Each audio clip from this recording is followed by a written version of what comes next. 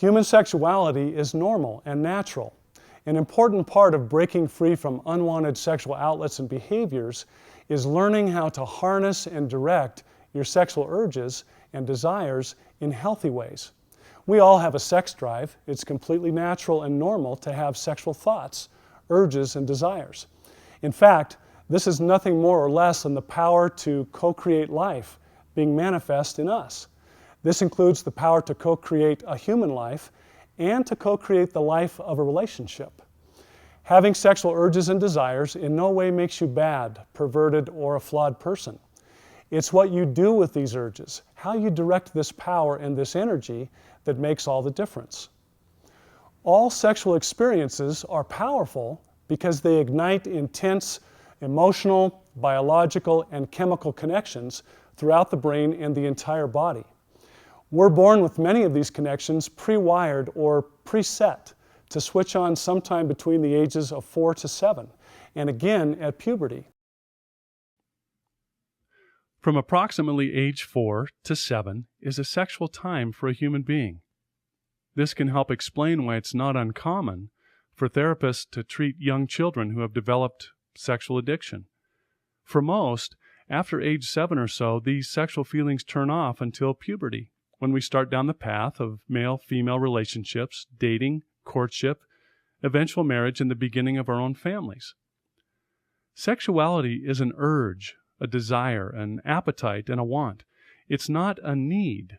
It's not something we must have to sustain life. It's much like other wants we have. We may want chocolate, rich desserts, and other sweets, but we don't need them. If we overindulge in these types of foods, they become destructive. We have to use them in moderation and within normal, healthy boundaries. There are also healthy limits and boundaries we should place around our sexual appetites.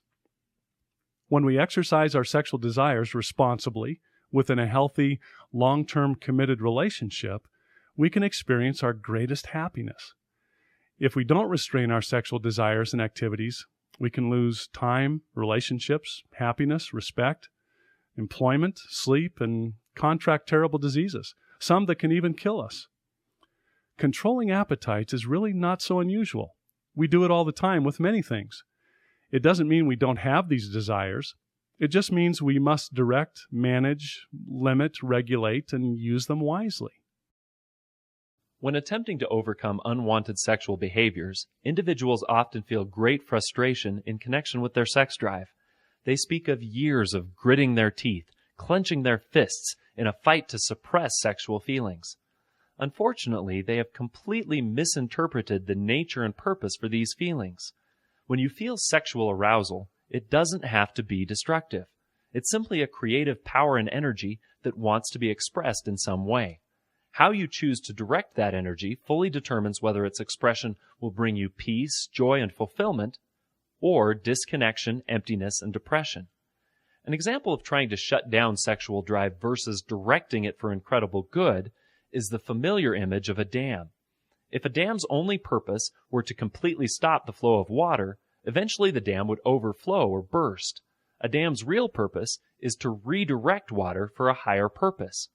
When sexual drive, or creative energy, is felt, its highest purpose and best use can be to create new life, form powerful bonds, closeness, and friendship between two human beings, and be redirected to contribute to the happiness and success of everyone around you. When you feel a sexual urge, it's simply creative energy looking for a way to be expressed. If you're not in the appropriate setting with the right person, you don't have to go to war with the urge. You can direct it for good.